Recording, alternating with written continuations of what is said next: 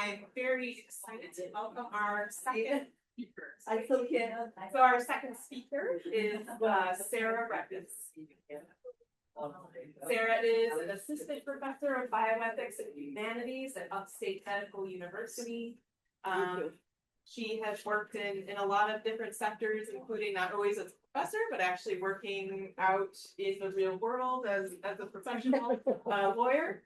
And but now she's very involved in some projects at Upstate Medical University and has spoken several times on this topic of embracing civic engagement in a world of science skeptics, which is pretty pertinent to the time. So we're happy to have Sarah with us. So welcome, Sarah. Thank you. Thank you. So the reason I even came to this topic is because I teach research ethics at Upstate Medical University, and I teach in the MD PhD program. So all of the folks in that program are getting their PhDs and their medical degrees at the same time, and they're going to be clinical researchers. It's a really fun class. I love to teach it. I've taught it 4 years now. And one of the things they're beginning to confront as they're doing this research is they're running into this world of science skepticism, and they're putting all of their heart and soul and lots of money into learning about glaucoma, for example, or how eye movement is related to Alzheimer's diagnosis, right? I mean, that's the level of research they're doing. And so I have these grad students who are starting to get a little frustrated and thinking like, why am I even doing this? What's the point of it? Before I go any further, I do have to say I don't have any financial disclosures, which the State University of New York requires me to say, except for the pancakes. So I have pancakes. It's a pretty good deal. Yeah, it's still like on a SUNY campus. I think it's probably like I think it's all right. So I'm going to start with a story. So this is our goat Pixie, right here on the right. And have you ever heard that goats will eat anything? Mm-hmm. Right, and so it's funny because when you get goats, people say, "Oh, it's so nice because they like clean up the scraps in your yard and right." Our goats like eat the lilac bushes. They love like very tasty things. They love chicken feed, which is not for them, right? And so it's sort of like having a toddler that lives outside. So as a result of them eating everything, we have a couple of goats, but this is the one who's the problem. So Pixie requires ivermectin. Has anybody heard of ivermectin? Oh, yeah. So we got our goats, we got our sheep in 2020, our goats in 2021, I think. And so, and you have to give them, you don't have to give them ivermectin. It is a good idea to give them ivermectin, particularly in the spring, because they can get parasites pretty easily. Ivermectin is an anti-parasitic. It's been on the market since the 1980s. It was discovered and all the research happened in Japan, but it's used all over the world as an anti-parasite. So we go to Tractor Supply, and then we go to our local feed store during the pandemic, and there is no ivermectin to be had for poor Pixie, right? And we're thinking like, this is the strangest thing. You're walking through Tractor Supply, everything's fine, and then there is one spot, and there is no ivermectin, right? And so we're asking people, we asked our veterinarian, we asked the feed store, like, what should we do? Like, what should we do instead?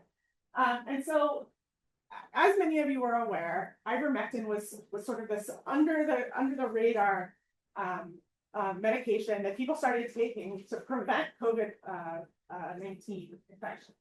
And sometimes they were taking it for prevention, and sometimes taking it as a way to address it once they already had COVID-19.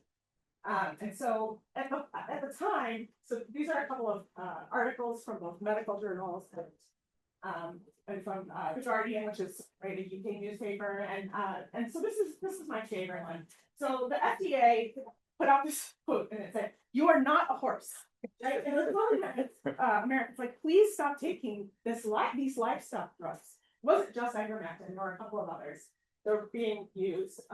The sales in Australia spiked 100% at the start of COVID for other drugs, again, livestock drugs. And it's really interesting because ivermectin is an anti-parasitic, and COVID-19 is not a parasite, right? So there's like this really interesting thing. It's like taking an antibiotic for a virus, right? And so many of us know that this is not a really good idea, and yet I still can't get ivermectin for my goat. So fast forward to this year, when the U.S. Cancer Institute says that it's going to study ivermectin's ability to kill cancer cells. There are active clinical trials right now around ivermectin. This is the kind of thing that sends my graduate students into a tailspin, right? Because again, there's never been any evidence that parasites are what cause cancer, right? Viruses cause cancer, but parasites don't cause cancer. So what is going on here? And a lot of them are scientists. They think like scientists. They believe in the scientific method. They believe in the scientific method more than they believe in their own marriages and relationships, right? I mean, they're like, and they're like, this doesn't, I don't understand what to do with this information, right? I pulled this off of Facebook. The Louisiana Office of the Surgeon General is actually asking for ivermectin to be made an off-label, over-the-counter medication so that people can take it for a host of all sorts of things that it has never been tested on. Right? So that you could just go, just like you would buy ibuprofen or Tylenol, and that you would be able to take it for lots of things. Another thing that happened, is that last summer, I was talking to a friend of my parents who was telling me that her mother was dying of pancreatic cancer and was taking ivermectin and was afraid to tell her physician that she was taking ivermectin because she knew her doctor, her oncologist would be upset because the ivermectin was interfering with her pancreatic cancer treatment. But my friend's mother was asking her, well, how much ivermectin do you think it's safe to take for my pancreatic cancer? And my friend was like, none. The answer is none. You shouldn't be taking ivermectin because it's interfering with your chemotherapy regimen, right? But she did not feel comfortable telling that to her doctor. So anyway, these are the kind of things that keep me up at night, especially working with this next generation of clinical researchers at SUNY Upstate. So one of the things that keeps me up at night is that we know more science at this point in human history than any humans who have come before us, right? And I think about this, like I'm a high school senior, and he knows the physics of how an airplane flies. And that's information that no human being knew until 1905. Right? And now it's part of a high school curriculum. Every kid graduating high school in New York State knows this information. That's an amazing amount of science that we know just how the ability of how things work. Right? And I mean, the problem with going after Molly is that I wanted to just leave and go home and plant some plants right now. That's what I mean, right? We know more about the science of how the world works than ever before.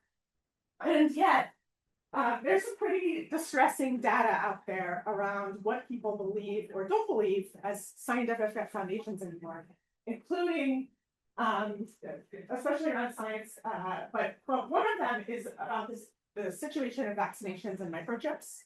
Again, a conspiracy theory that started to get quite a bit of traction, and it's not just that people believe it. It's that there are many more people who are unsure if it's true or not. So what that means is that they're not buying into a conspiracy theory, but they're also not sure why it's not true. Okay? And so it's that question. And so this graph over here is based on the ages and generations of people and how they feel about that. And so the top one is about vaccinations that implant microchips. The second one is that the Earth is flat, not round. The next one is that NASA did not land on the moon, and then the last one is that Earth is building a circle. And so you can see kind of like where people are these unsures are the oranges, and you can see that like right here the Earth is not flat, round. Like almost 20% of young people are unsure if that's true. There's something there that's making them question. So science has a trust problem. So we pretty much know that, okay? So this is Pew Research data that is from 2025 is when it came out, but it's through 2024. And it's confidence in scientists and how much confidence we have. So the percentage of US adults who have a fair amount, a great deal, or not too much of confidence in scientists to act in the best interest of the public. And as you can see, unfortunately, the bottom numbers are dropping, right? And that's not where we want to be. And again, this is what keeps my grad students up at night. Like, how do we shrink these numbers? We also have what's called a replication crisis in science. And this is the problem of somebody doing research, publishing it, and then other scientists using the same data and trying to replicate the exact same scenario in the same system and not being able to get the same results. And so this happens for a number of reasons. There are dissertations written on the number of reasons. We get to have a long conversation about this.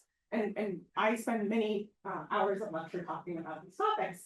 And there are some disagreements about why this happens, but generally there's this issue of whether we're replicating science or reproducing science, and that's a big philosophical question. But there's a question of sloppy research methods, and that happens, and there are reasons for that. Sometimes, which is there's this idea in science, this incentive is to publish or perish, right? You have to put your data out, or you do not get the grants, and you do not get tenure, and you don't keep your job, and you lose your lab, and you lose your grad students, right? And it's this traumatic event of what happens to all of the science if you don't get it out into the public. There's also a requirement in federal research funding that you have to publish your results. And the problem is it's really hard to publish things when you show that nothing happens, right? So there's not an incentive to fail or to share your failures, but that is changing. And it's changing in some exciting ways. And then there's an issue of lax peer review, of people seeing names or institutions and saying, oh, I know the scientist that runs that lab, and they're rubber stamping peer review, and they're not asking better questions about why that research study might not be right. But what happens is this goes out into the public when we have problems, and it gets a lot of traction, right? So what we hear is, oh, the University of Pennsylvania spent $250 million on Alzheimer's research, and actually all of the results had to be retracted because they didn't follow proper scientific protocols in the lab. Right? That's taxpayer dollars. So, that becomes a problem. Additionally, science has a bit of a communication problem. And so, again, this is from the Pew Research Center. It's pretty new data, 2025. The most Americans see research scientists as intelligent people, but fewer of them say they're good communicators, right? And when you think about why there might be a communication crisis in science, it's because there are some obstacles here, and they're varied. And again, we can talk about why those might be. But what we talk about in higher ed is there's a lack of training for scientists on how to communicate to the public. There's a lack of confidence, especially if you say, "Well, I did this experiment and it didn't work. Nobody wants to hear about my failures."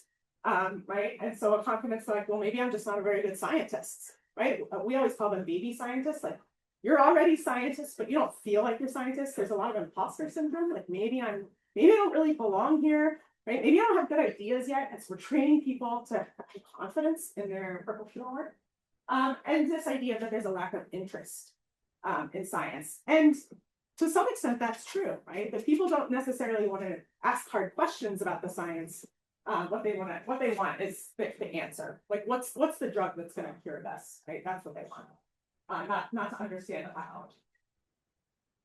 So I think that scientists should communicate with the public more. Lots of people I talk to believe this inherently, and yet I work with hundreds and hundreds of physicians at Upstate who would rather do nothing in the public ever.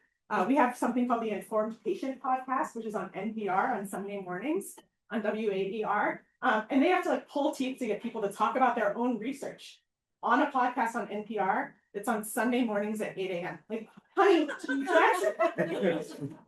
I was on it. None of you probably listened to it. Right? So, but this is what we get. It's the podcast team, they're like begging departments, please come talk about your new research. I don't know if it's out there yet, right? And so many of us did not receive this training. And it wasn't a focus, right? And we had departments that did it, right? Lots of universities have departments that specifically work on publicizing results, and my husband's sister used to do that for a job at Washington University, right? And so we kind of let somebody else do it, and we don't really have to do it ourselves.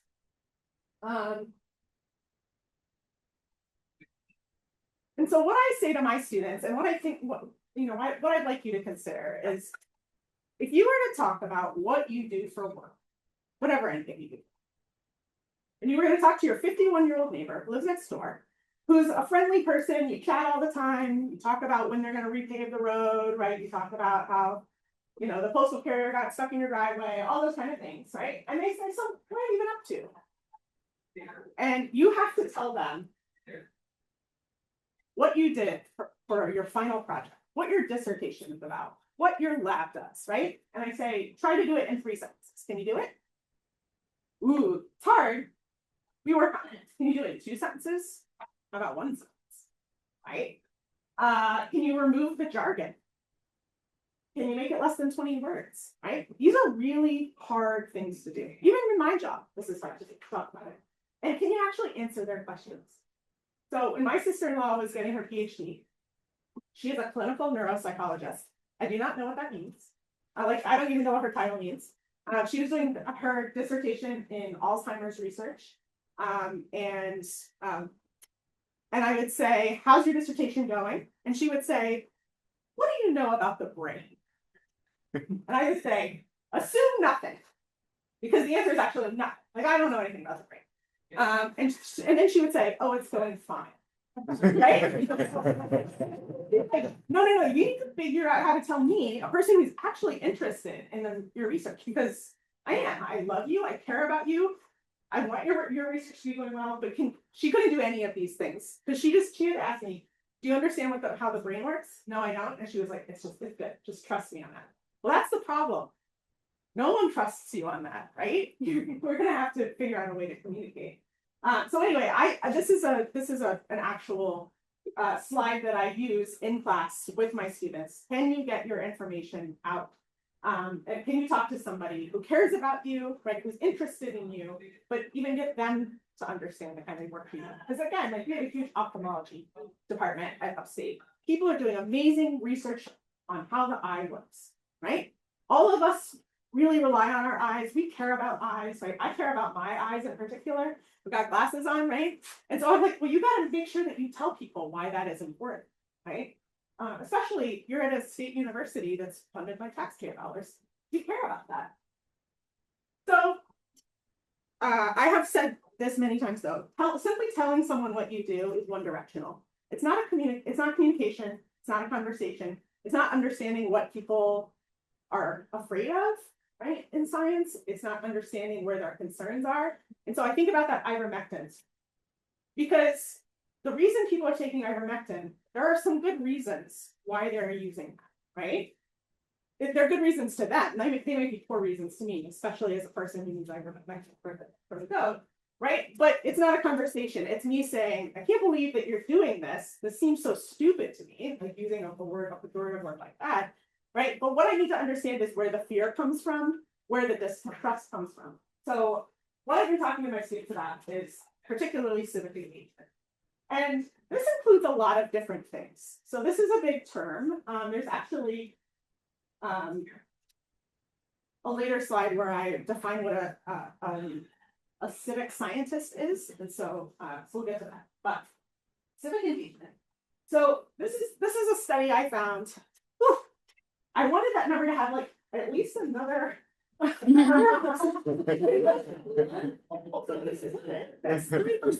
So only 3% of elected public officials in the United States nationally are trained as scientists, as healthcare professionals, or as engineers. 3%. Yeah, this is data from 2019. Where's the number higher? Don't worry. 3%. Right? And so I said, oh, that can't be, right? So if you look on a local level, that is very different. Okay, that number increases. If you look at like the county level government, right, or your state, but once you get to state and then once you get to national level, the number of people who are trained to think like scientists decreases quite a bit, right? And so, and there again, I think that there are good, solid reasons for this. So I don't know if any of you remember this guy. His name is Rush Holt. He was a representative from New Jersey. He's retired now. And he, I think he was a physicist, that's right, a physicist by training. And he runs an institute to get scientists and engineers to run for public office, especially at a national level. And so you can go to the school and learn as a scientist. And so he says, we need to teach people who create public policy, how to think like scientists. So in his version of what civic engagement means for scientists, that means running for public office, for being in upper echelons of government, right? And I like this quote. He says, scientists tend to stay away from politics and every policy, unless it directly affects their livelihood. You don't hear from scientists to help deal with these other issues where the science is buried in the issue, right? And so he was like I said, he was in office, I think until 2018 or 2016 or 2018. And then when he retired, he started this institute. So this is an example. I think this is really interesting because some of you might remember when this happened. In the 2010s, the National Institute of Health made this recommendation, and they brought it, and the recommendation went out in the, there was a report, it got picked up by the national press, and the report said they were going to recommend that 40 to 74-year-old people who were just at average risk of breast cancer should no longer have annual mammograms, that they should have biannual exams, so every 2 years instead. And there were a couple of reasons for this. And one of the reasons was because there were too many false positives, and it was creating a backlog of too many people who were suddenly going from being average risk to high risk of breast cancer. But then once that positive was shown to be a negative, but they didn't actually have breast cancer, they had put all of this money and time and resources into the mammogram process. And what it was doing is it was creating this backlog, because you see the age range is between the ages of 40 and 74, right? And so what was happening is like too many people were getting mammograms, being shown to be positive, getting a second mammogram or a sonogram or an ultrasound, and then those were being negative, right? And so there was like this logjam. And so the NIH looked at the research and they said, listen, most people don't need this unless something else happens. There's other symptomatic behaviors, right? And so that's what we're going to say. Now, everything I just said to you was not how it was described. If you read the report, which is still online, it says, we recommend, based on the best research we have, that people should have mammogram surgery. So this is a quote from Representative Holt during so they called the NIH director to testify. And he said, how can fewer mammograms improve public health? That was his question. Like, tell me straight. Why make the reason make sense? Why this recommendation? No one could explain it. It was silence, right? They weren't prepared for the answer to answer the question. And politicians refused to vote on it. So what happened was the NIH was told, we will pull your funding around breast cancer research if you change this recommendation. So the NIH folded immediately. Right? And so Representative Holt is saying, this is bad public policy. This is public policy that is responding to what it looks like is going to happen, which is, oh, Congress just pulled all of the funding, or Congress just said that women shouldn't have mammograms between the ages of 40 and 74, except every 2 years. That makes us look bad. None of us are going to vote for that. So it failed on the floor. Very few people voted for it. And so the politicians didn't want to vote on it because they didn't understand it. And they didn't want the story to be, they don't care about breast cancer, right? So what we have here is a very good example of a disconnect between science and the report, and then the science communication breaking down, and then public policy being put in place, not because it's in the best interest of public health, but because of what it was going to look like. I don't want to be the person who votes to be the breast cancer guy who takes breast cancer away, and then somebody's like, wait, doesn't your sister have breast cancer? I don't want to be that person. So Representative Holt used this as an example, but there are many more examples like this from when he was in office. And again, he's a physicist. He's not he's not an oncologist or something. He's just asking these questions. And what he was saying is, the people from the NIH who came to talk to us didn't know how to talk to us in a way that made sense for public policy. And the people who were sitting around me, who were politicians, don't think like scientists, and they don't know how to ask the right questions. He's trying to address both. And that's pretty much what his idea of civic engagement is. So, like I said, we use this term, the civic scientist. And so this is the idea that a scientist is engaged outside of their professional or academic sphere in active dialogue with their community, right? I would argue that the people here today doing this work, like Molly Jacobson, are civic scientists, right? They're taking the research that we do, And I would love to go to Molly's lab, and I would love to see bees under microscopes, and I would love to do all of that stuff, right? But I'm probably never going to get to. But instead, what I get to take away from is some really good information about how the science she does matters to me. It matters in my actual backyard. That's amazing, right? And I get to learn that. And so, but what that means, right, is not only Molly going out and doing presentations like this, but it means listening, observing, collaborating, and informing people, right? And so sometimes, again, we think of this as like, oh, I'm just going to tell everyone what they should do. I'm just going to have a website, right? It's one directional. And that's pretty much it. What we need is people who say, like your wonderful question, what about when the bees get in the house, right? I can't have people come over and swim my swimming pool who get stung by bees every time.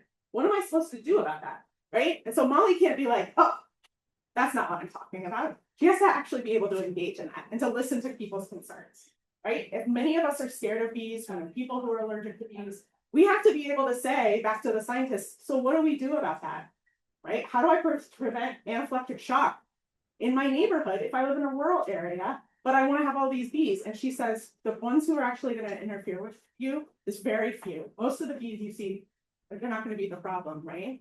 But it does include looking at their Bee USA center and understanding like how you could get somebody to come out and help you on your property or figure out a solution. So thanks for going first, Molly. So there are other ways. And so there's been a big focus, again, in PhD programs on how to teach our PhD students in particular how to better communicate. There's this great article from computational biology, which is called 10 Simple Rules for Scientists Engaging in Science Communication. A lot of it is pretty obvious to those of us who work in the world and don't think like scientists. And so I was like, this is common sense stuff. And then my students are like, what? You hope to do so again, like getting rid of jargon, right? So don't say GLP-4 when you're talking about this. Like, tell us what that means. So, but what we're starting to see is there's a change. So remember that 3% when I saw that number, I thought, oh dear, how could that be true? We're seeing many, many more people who are engaged in running for public office. And so I recently saw a statistic from 2024 that that Representative Holt's organization has had a 600% increase in the number of scientists and public health professionals who are running for office at both the state and the national level, right? So people are really interested and they're realizing that this is a problem. Like, we need to be more engaged, especially folks who are at the end of their career, right? And are feeling like, okay, what am I going to do next? I want to be involved in public policy. I want to be able to, work in state government at that level where I can inform people. We have more scientists who are moving into what we consider non-traditional fields, including law.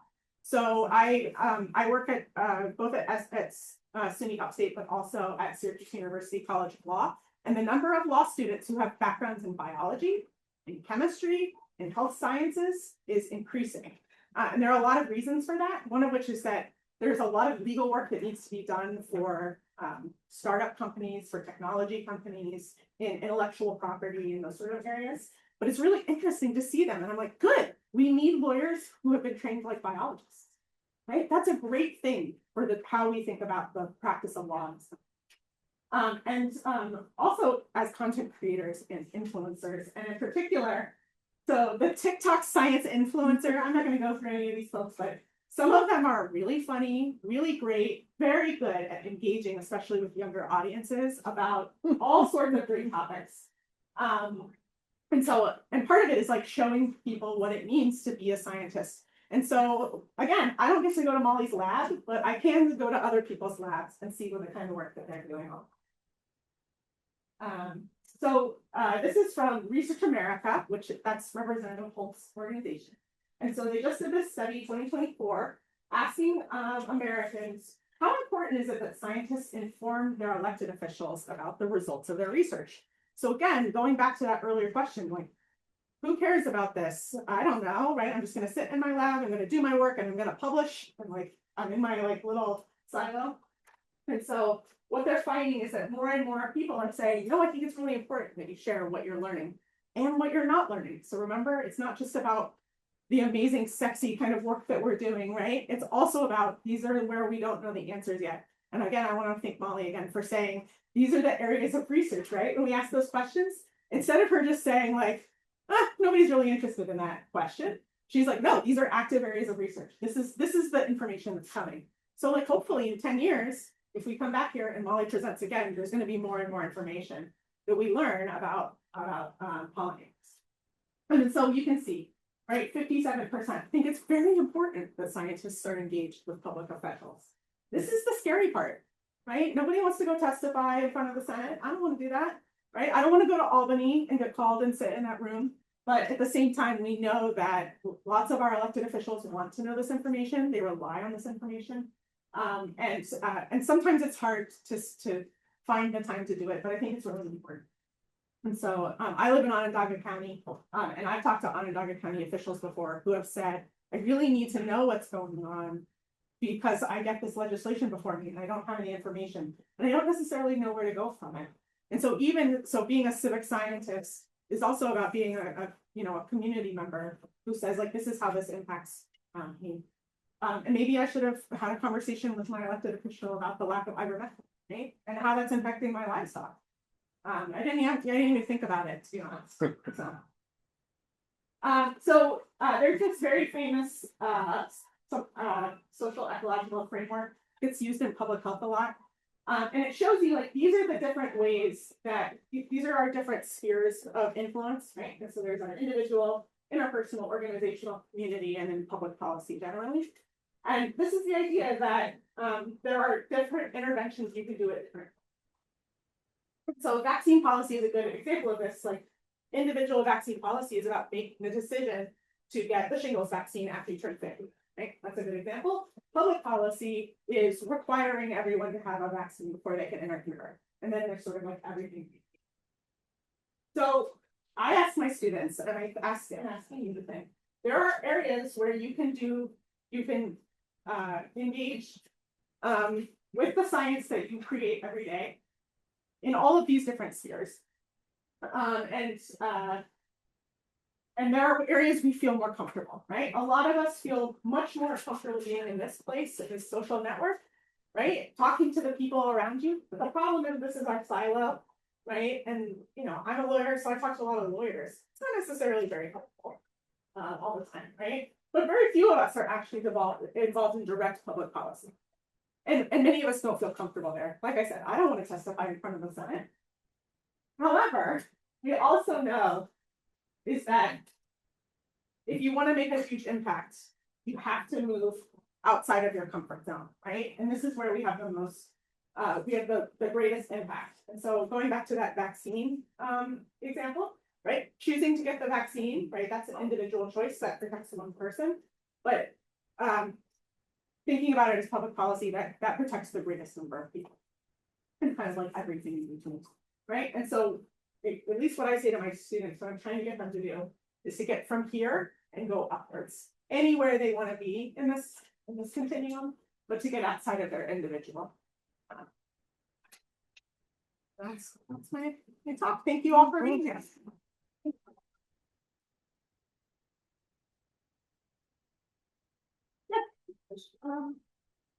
When we found a hole in the ozone layer, and scientists put up the alarms and Congress and various organizations across the world respond to. What's the difference in the inflection of the scientific community and politics from then until now? I mean, it's been what, 20, 30 years? 30 years, yeah, about. Yeah, I mean, the ozone layer is one of those interesting things where it actually worked, right? We rang the bell and then the ozone layer healed itself, right? I don't think it's 100%, but I think I just saw an article saying, hey guys, we did it. You know, the other one I just saw is like the Save the Whales campaign, one of the most successful international campaigns ever, because at that point we thought that we were so, that there was going to be a collapse of all the world's whale populations. And it has actually worked. Like we've stabilized whale populations. And again, that was international cooperation on all of those things. So, I think that the easy answer is about politicization, right? And saying that like we politicized things that didn't used to be politicized. I'm not sure I actually buy that as an answer. I think we've always politicized things. I think that it's more about who we feel is accountable and who's responsible for making those changes. And what I see is a real change from thinking outward in terms of people feeling responsibility for their community, their neighborhood, their neighbors themselves, the kids who are in their neighborhood, right? To a more inward facing, I'm responsible for myself and my people, and that's about it. And I find that really distressing as a change in how the world just looks at itself.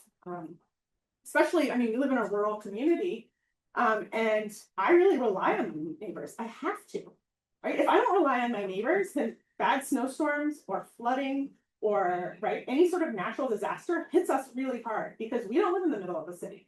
I have to rely on those people, and I have to keep good relationships. So I think some communities can continue to do that, but in communities where you lose that, right? That where you decide like I'm just going to do this for myself, that's not going to work. Generally, and again, thinking about Molly's talking about how, like, being able to like thinking about putting in natural habitat on one street, right? Just like think about you and your neighbors, right? And everybody puts in a patch, right? And maybe you coordinate a little bit. Maybe you say like, my land isn't good because it's sandy, so I can't get some of this stuff on here. But you have clay, right? And so maybe you can put some other things. Like you already have some forested spaces, so maybe you like. Diversify your forest, and I have a big meadow and I'm going to diversify the meadow, right? Like that's sort of the collaboration there that I think is missing.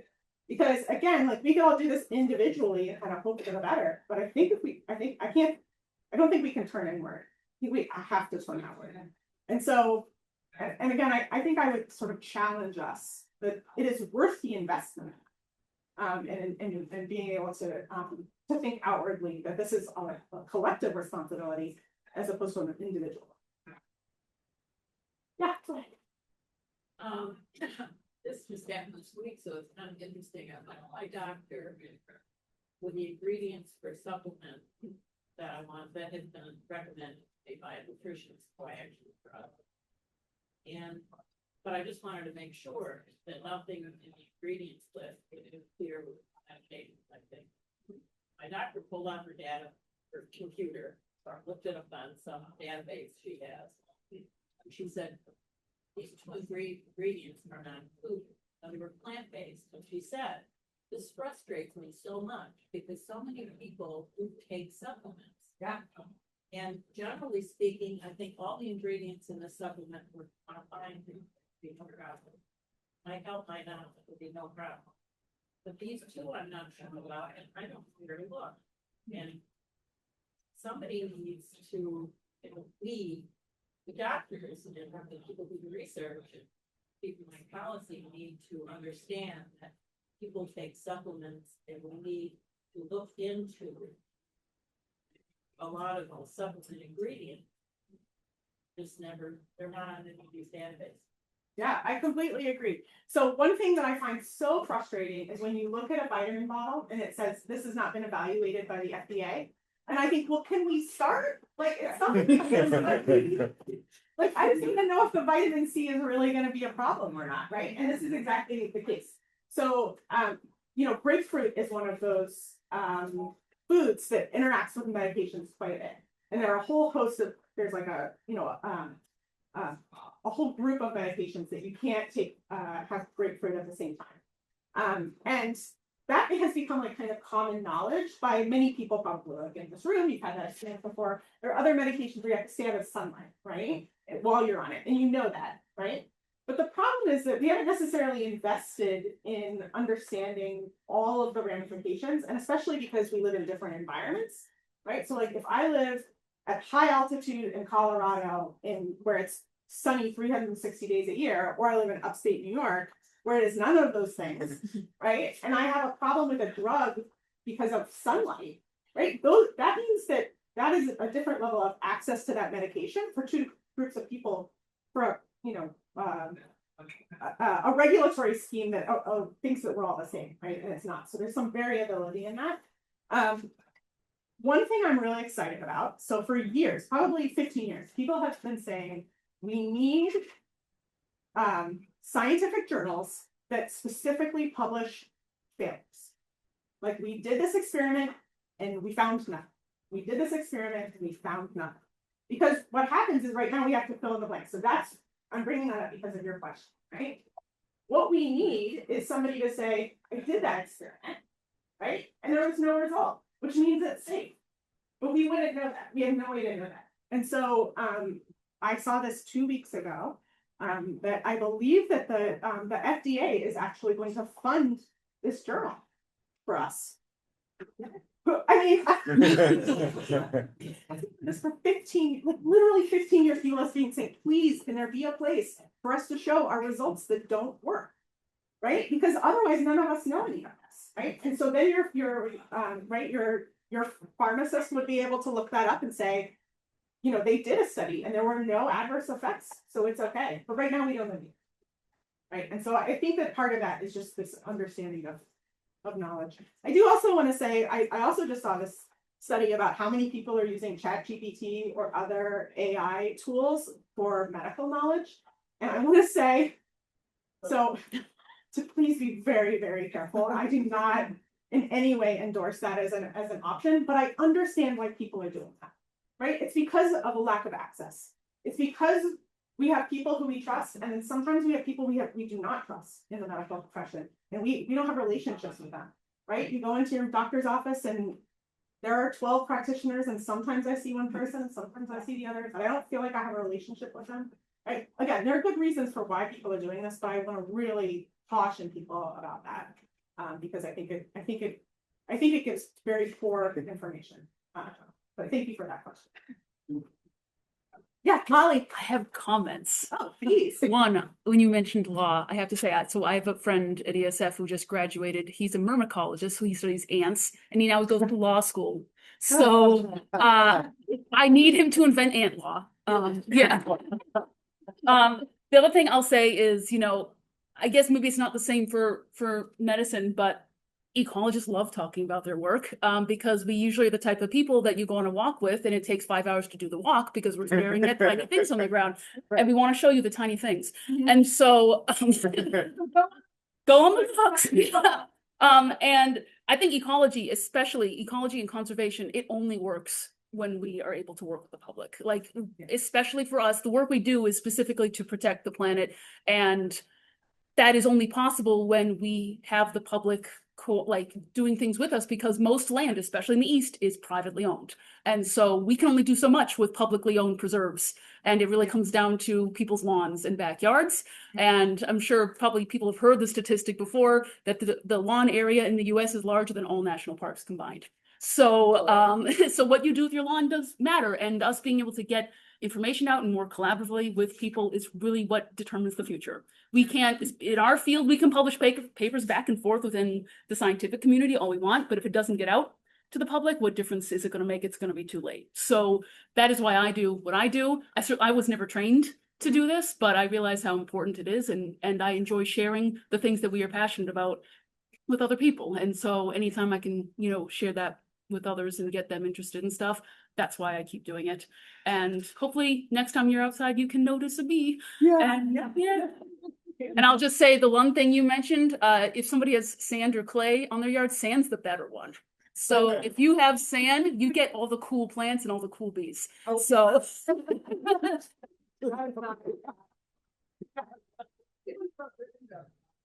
what can we do about that?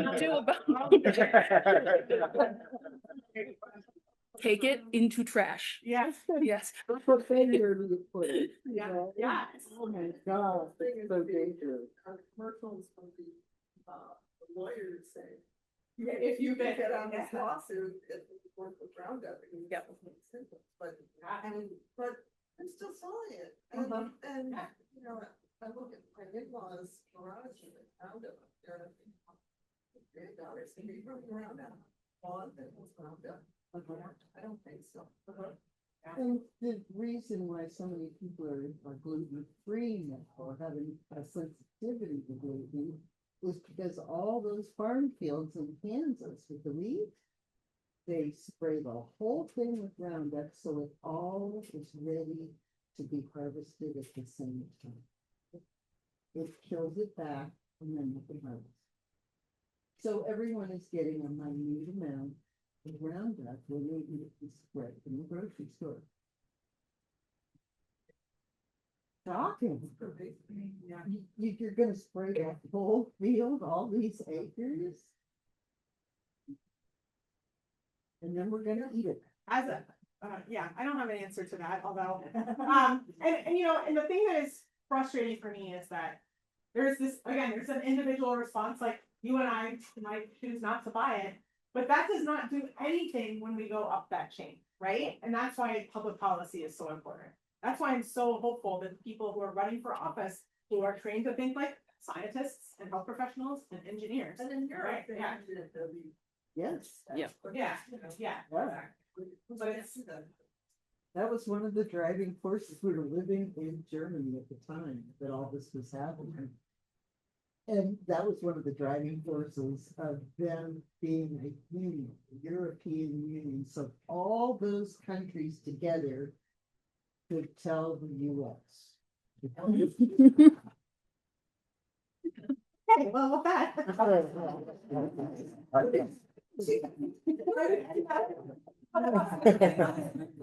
I don't have any last words, so seem prefer I pretty much put the period. Yeah, so, but thank you all for being here. Happy Arbor Day. Go put some trees and woodlands. All right, so I want to thank both of our speakers, and I will say, I don't think either are running away, so if you do want to probably ask any questions, feel free to stay. We do want to make sure Molly gets pancakes. Yes, and thoughtful about the question. And I will say too that anyone attended this talk, we're welcome to grab an extra raffle ticket because we wanted to thank everybody for their day for going to the talk. And then you can pop those in the buckets outside the front door for next prize. So yes, happy Arbor Day, everyone, and thanks so much for being here. All right. Thanks so much for coming. How many people are on, I think we just had one on Zoom, but we always post these on our website too, so they're available. And I'll definitely share that. It's